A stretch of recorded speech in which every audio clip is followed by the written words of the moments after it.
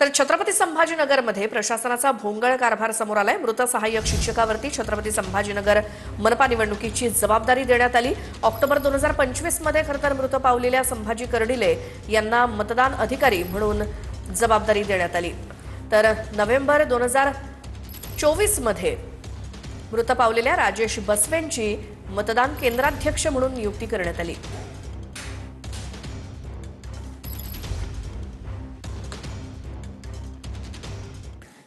एक मोठी बातमी आहे। नागपुरात उमेदवारी अर्ज मागे घेऊ नये यासाठी उमेदवाराला परिसरातल्या लोकांनी घरामध्ये बंद केलंय। किसन गवंडे या उमेदवाराला लोकांनी घरामध्येच बंद केलं।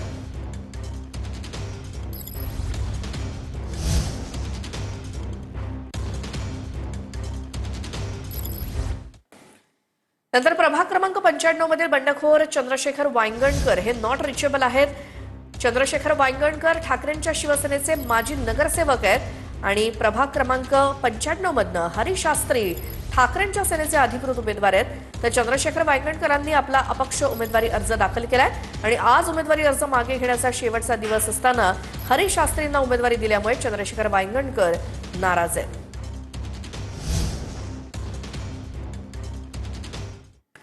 आता बातमी आहे नाशिकमधनं शिवसेनेच्या महानगर प्रमुखांसाठी जिल्हा प्रमुखांनी माघार घेतली। शिवसेनेचे जिल्हा प्रमुख भाऊलाल तांबडे यांनी निवडणुकीतनं माघार घेतली असून जिल्हा प्रमुख भाऊलाल तांबडे यांनी प्रभाग क्रमांक 24 मधनं उमेदवारी अर्ज भरलेला होता। शिवसेनेचे महानगर प्रमुख बंटी तिदमे प्रभाग क्रमांक 24 मधनं आता निवडणुकीच्या रिंगणात आहेत। तर बंटी तिदमेंसाठी भाऊलाल तांबडेंनी माघार घेतली।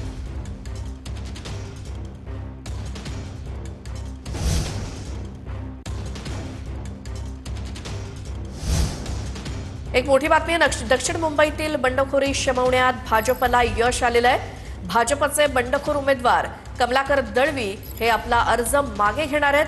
दक्षिण मुंबईमध्ये कमलाकर दळवी यांनी बंडखोरी केलेली होती भाजपातनं, मात्र आता भाजपला यश आलंय। त्यांची मनधरणी करण्यात आणि आता ते आपला उमेदवारी अर्ज मागे घेणार आहेत। भाजपचे बंडखोर उमेदवार कमलाकर दळवी आपला उमेदवारी अर्ज मागे घेणार आहेत। भाजपला यश आलंय त्यांची मनधरणी करण्यात।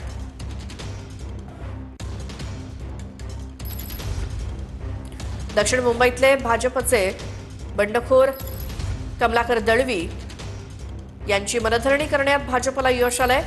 ते आपला उमेदवारी अर्ज मागे घेत आहेत।